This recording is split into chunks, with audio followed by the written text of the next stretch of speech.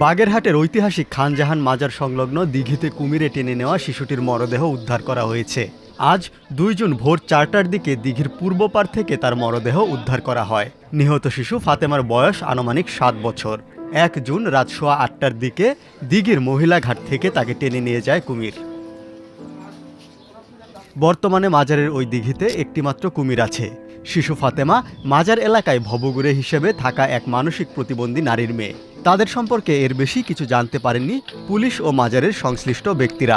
সারা নৌকা নিয়ে টল দিছি, পাওয়া যায়নি। পরে সকালে 5:30টার দিকে এখানে নৌকা নিয়ে গেছে, সে সময় দেখি মাছটা ভেসে উঠছে। তো মনে করেন প্রত্যক্ষদর্শী বা স্থানীয় আমাদের বাড়ির পাশে। আমরা যতদূর জানিছি কালকে বৈকালে একটা বাচ্চারে নিয়ে গেছে কুমিরে। সারা রাত অনেক খোঁজাখুঁজি করেছে, ফায়ার সার্ভিসের লোকজন, প্রশাসনের লোকজন খোঁজাখুঁজি করে না পেয়ে সকালবেলা তার মৃত্যু দেহ ভেসে উঠছে। মাজারের খাদেম ও জেলা যুবদলের সাবেক সভাপতি ফকির তারিকুল ইসলাম বলেন, ভোরে দিঘির পূর্ব পারে শিশুটির লাশ ভেসে ওঠে।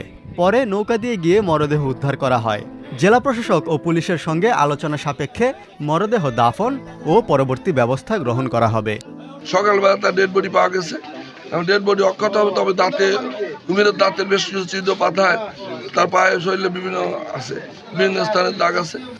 পরবর্তীতে দুপুরের দিকে জানাজার নামাজ শেষে মাজার এলাকায় শিশুটির দাফন সম্পন্ন হয়েছে। এর আগে গত ১ এপ্রিল দিঘির কুমিরটি একটি কুকুরকে টেনে নিয়ে যাওয়ার ঘটনা সামাজিক যোগাযোগ মাধ্যমে বেশ আলোচিত হয়েছিল। সেই সময় প্রশ্ন ওঠে লোকালয়ে একটি দিঘিতে এমনভাবে কুমির রাখার যৌক্তিকতা নিয়ে। মাজারের ঐতিহ্যর সঙ্গে কুমির সম্পর্কিত হলেও বর্তমানে এই দিঘিতে টিকে থাকা একমাত্র কুমিরটি খানজাহান আমলের সেই কুমিরের বংশধর নয়। কথিত আছে হযরত খানজাহান আলী এই দিঘি খনন করে একজোড়া কুমির এনেছিলেন। পরে তাদের মধ্যে পুরুষটির নাম রাখেন কালো পাহাড় ও স্ত্রী কুমিরটির নাম ধলা পাহাড়।